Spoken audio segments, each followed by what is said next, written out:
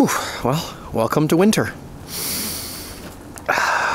So we've got that's my barbecue under there somewhere. Yeah, I had to clear out a path. I have to be careful what I show here because she just took a big dump. Clear out a path for my dog so she could go potty in the yard. Shoveled off the steps. Oh! Hi. Yeah, where were you when I was doing all this? Up here. Yeah, no. Anyway, she sits in the snow. There we go. Yeah, a lot of snow. A lot of snow. Well, this is a lot of work for me, so... I think it's my time for a beer. Hey guys, happy Homebrew Wednesday.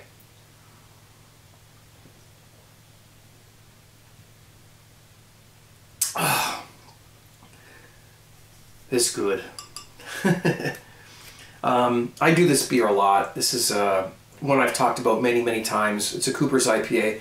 And yes, some people have asked me in the comment section of last week's video to show you how I brew this. It's really cool. It's really simple. I add fresh hops to it, well, pellet hops, but and it really tastes great. So I did go out and buy another Cooper's IPA kit and all the stuff that I used to do it with, and I will be doing a video on that very soon. So in the meantime, I am brewing here in the kitchen. I haven't started yet, but I've got three. You have to excuse, my wife is she's got the flu or something like that, so she's in the other room. She may cough once in a while, but she's pretty sick, so can't help that. Hopefully she gets better soon. We have 3 kilograms. Actually, this is 1 kilogram. Yeah, this is 3 kilograms of liquid malt extract, and it's amber liquid malt extract. There's 2 there, and I have the 3rd one here. So there's 6 pounds of this stuff, over 6 pounds of amber liquid malt extract, and I have 500 grams of Carafoam grains and 500 grams of Crystal 60, already ground up, ready to go. Got my grain bag here, and I've got some hops here. We've got, what's this one here? This is cluster hops for bittering, and East Kent Goldings for flavor, or, well, yeah, mostly flavor. 15 minutes in a boil.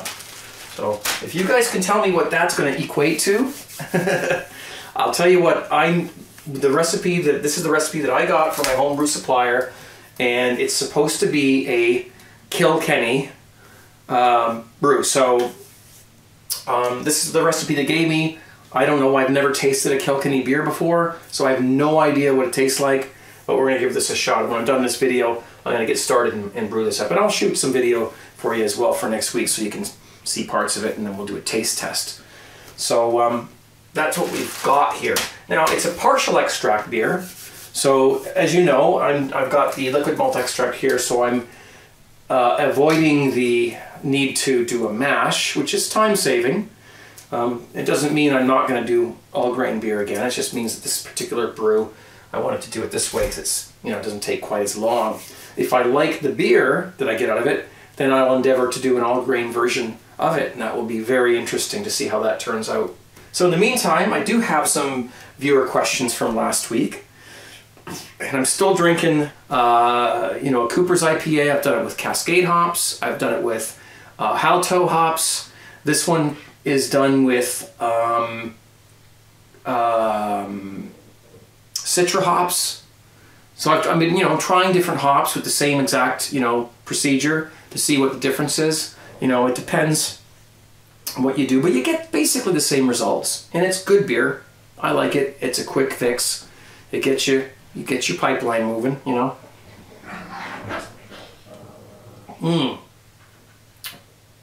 Good stuff. So I did get some viewer questions last week. Let's go over them, see what we've got here. So somebody asked, they say they get their beer in the bottles for 3 weeks. It's nice and clear. And then when they put it in the cooler or the refrigerator to drink it, it goes cloudy. And how to fix that? Okay, well, first of all, what's happening there is you're getting something called chill haze.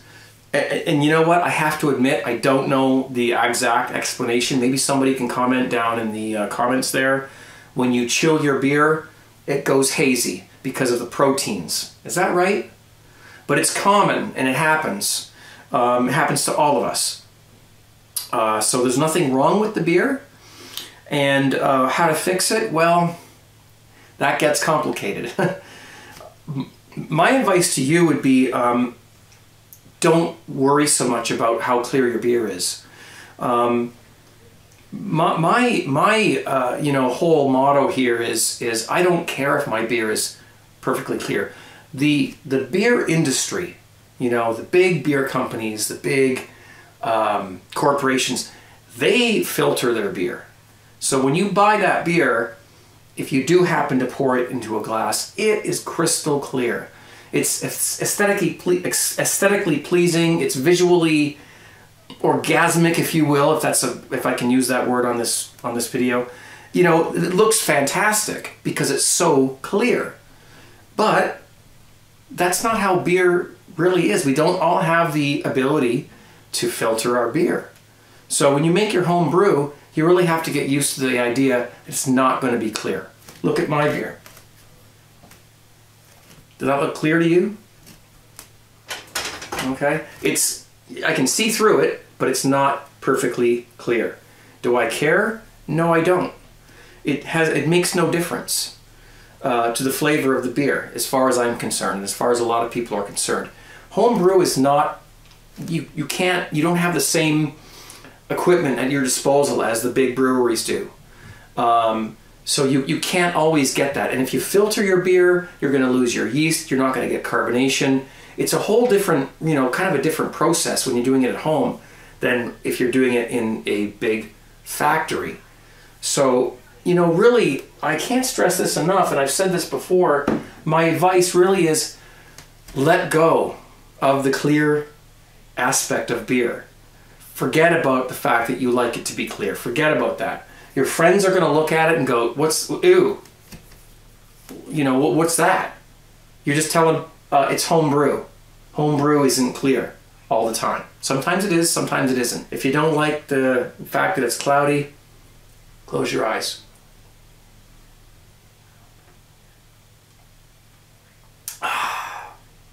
No harm done. Okay, that's my answer to that question. Really, I think people you got to get over it. Beer, homebrew is not going to look or taste the same as your commercial beers, your macro beers. It's just not going to happen. Okay. Next question I get is the symptoms of an infected brew. So he wants to know, how do I know it's infected? What do I look for? How, you know? Okay. Well, for one thing, all homebrew is infected. Every single batch of homebrew you will ever make has a degree of an infection in it. So what we're trying to do when we make beer is we're trying to minimize that infection. So when you sanitize your equipment, you sanitize or sterilize your ingredients and make sure everything's been boiled and sanitized and whatnot, you're minimizing the infection that you're going to get with that brew. This is not a sterile environment. We're not in a hospital. Okay, so there's stuff floating around all over the place. Your beer will always be infected. The thing is, when you put your yeast in, the yeast will basically take over and infect your beer, you know, basically on its own. And anything else that got in there during the process that might have infected your beer will sort of be killed off, or, you know, not be able to flourish because of the yeast that you added is going to take over and say, hey, I'm the boss, applesauce, I'm going to do this procedure. If your beer is infected to a point where you're going to start tasting a difference, then that's when you have to decide what you're going to do. You may have to pour it out, you may have to, you know, discard it. What you're going to look for is a sour flavor, an off flavor. If it tastes like a dirty sock, If it smells or tastes off to you, and you just instinctively go, not good, then it's infected to a point where you can't drink it. And that's basically, you know, what you do. There's different degrees of infection, and you can't really say, well, my beer is not infected or my beer is infected. It's always infected. It just depends on the level of infection and how, you know, if it's going to affect your flavor. You know, keep in mind that when you put your yeast in, you're infecting your beer with that organism, right? So anyway, in long story short, if your beer tastes really sour, really bitter, or vinegary, it just smells awful, and you can't stand the smell of it, like smelling some rotten thing out of the fridge, don't drink it, pour it out. It's infected to a point where you can't drink it. Okay, that's my answer to that question. Next one, reusing the yeast, and have I had success doing it? I don't generally do it. The only time I would reuse yeast is if it's expensive. So if you're buying like a Y yeast smack pack or like a vial of liquid yeast and it's like $12, or it is like it's $12 here to buy something like that, I would endeavor to reuse it. There's lots of videos on YouTube about how to do that. A lot of people just pour their wort right on top of the old, you know, they bottle their beer, they've left the yeast cake in the bottom of their fermenter, and they just dump the new batch of beer right on top of that and let it rip. Some people have done that. Other people will scoop out the upper layer of that yeast bed, which is the clean yeast, whereas the lower layer is sort of this trub, the crappy stuff. And they'll just use that in a new batch of beer. Make sure you sanitize your containers and whatnot, things that you're scooping it out with. And some people will actually wash their yeast, which is a bit of a procedure, but it can be done. But the yeast is only going to sit around for a couple of weeks before you have to toss it. If you haven't used it in a couple of weeks, then it's probably not going to be any good. So I don't generally do it because I pay like $1 or $2 for a package of yeast, and it's a lot less work for me just to buy a new one every time than it is to reuse it, wash it, or whatever the case may be. But if you're interested in that, there's lots of stuff on YouTube. I haven't made any videos yet on washing yeast, but maybe I will. Now, I'm asked, there's lots of questions here. So, will chilling your beer or inmate brew or wine put the yeast to sleep and make it sink to the bottom and improve the flavor of your product? Yes, it will. When you cold crash, which is what that's called, you cold crash your beverage, it puts the yeast to sleep, and it will clear down to the bottom of the container, and you will have a cleaner tasting product because of that. You know, because of all this yeast floating around in there, right? So that's that. Keg pressures. Do I change my keg pressures every time or during a batch of beer? So for instance, I have this batch of beer here that's sitting in a keg, and I'm dispensing it and pouring glasses every day or every other day or whatever it is. Do I change the pressure? Not usually. If I'm going to let it sit for a week, I just leave it at the serving pressure. I wouldn't have any reason to put the pressure up or down. I wouldn't have any reason. You can turn your gas off. Your CO2 tank off once you're at serving pressure and you know that your beer is carbonated as much as you want it to be. You can turn the gas off, and it should maintain its carbonation at that level. But I don't know why you would do that, other than the fact that maybe you're a little bit worried about, you know, your CO2 having a leak or something, and you don't want it turned on all the time. But no, I generally pressurize my beer at 30 pounds per square inch for a day or two, and then I turn it down to about 5 pounds. Some people use 10 pounds for serving. To me, that's way too high. It's like, it comes out like, you know, you got like this much head in the glass.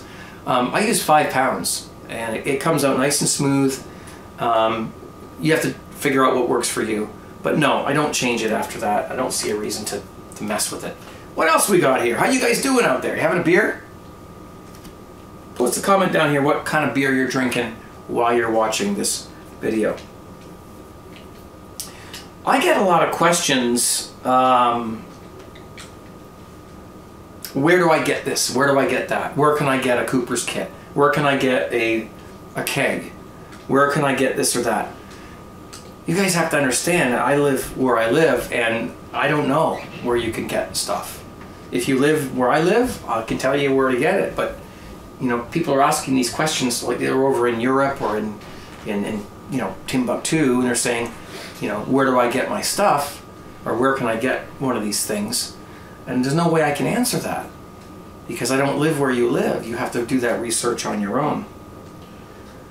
Okay, I think the last question we have here is something I get asked a lot.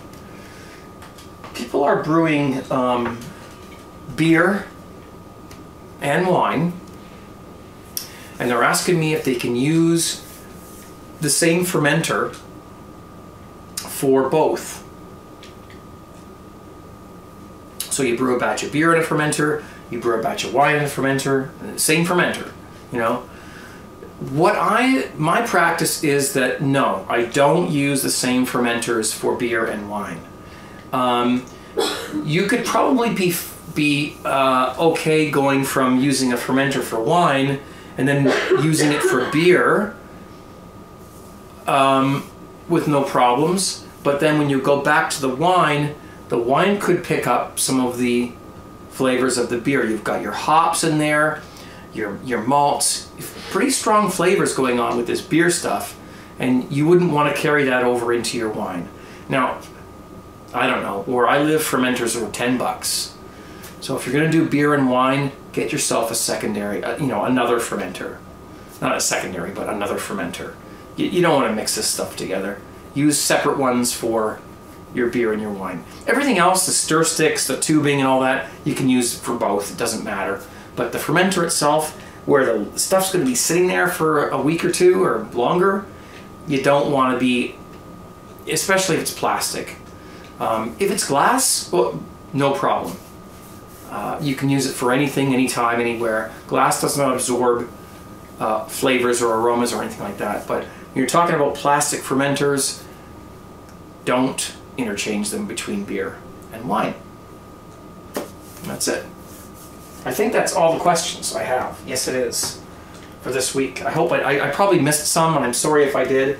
I'll get to them as soon as I can. Re-ask them in the comments section if you want, and we'll try to get to them I'll try to get to them as best I can. In the meantime, I am going to get on with my brewing. Now it's 12:15. No, it's 12 o'clock midnight right now. If I start this now, it's going to be 3 o'clock in the morning before I finish it. So maybe I better wait until tomorrow to make this beer. But I'll shoot some video of it, and I'll let you see what we're doing, and then we'll do a tasting of it and see how it turns out. I'll give you the recipe. So you can try it too. I also am going to be doing another Craig 2 Porter soon. I've got some smoked malt. So along with the chocolate malt and the crystal, I've got some smoked barley as well. So I'm going to do like a smoked version of the Craig 2 Porter, and we'll see how that works out. And if it does, you guys can give that a whirl, see how you like that. I know some of you have tried the Craig 2 Porter. I didn't name it that. Other people named it the Craig 2 Porter, so that's, you know, it's done with a Cooper's English bitter, plus adding some grains and some hops and special, you know, Windsor yeast. And it turned out great. I loved it, you know, and so did some other people too. So we'll give that a whirl and see how that turns out. After all that, I need to take a breather and have a homebrew.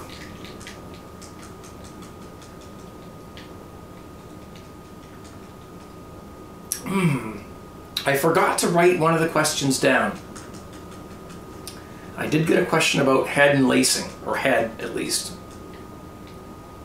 and how to get decent foam on your beer and whatnot. That's complicated. I might talk about that next week in my Homebrew Wednesday video. It has to do with proteins in the wort, the ingredients you put in, how much proteins they have in them, and you know what? It gets into some chemistry. I know for a fact, and I've heard John Palmer talk about this as well, that if you add hops to your beer kits, you will get better head retention and even lacing, like I'm getting a little bit there right now. Hops do help. So I know when I add hops to these beers, I do get a little bit of a better cap on the beer than if I don't. So, but we'll get deeper into that next week on the Homebrew Wednesday video. And I'll do a little bit of research for you, and we'll get some facts on head retention, how to achieve it, if you can. There are things you can do, but it gets a bit complicated. But I think I'm done. I think I'm long enough here. I'm out. I'm going to finish the rest of my beer.